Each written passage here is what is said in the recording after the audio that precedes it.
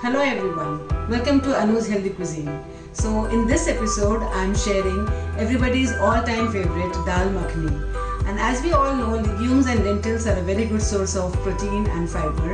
And here I am using one of its kind, that is black dal and rajma. I am also using desi ghee, which comes in a good fat, and I try to prepare this in a healthy way so the health and the taste both can be retained together. So do try my recipes and tell me how it turned out, and don't forget to like, share, comment and subscribe my channel. So till then, bye bye and enjoy the video.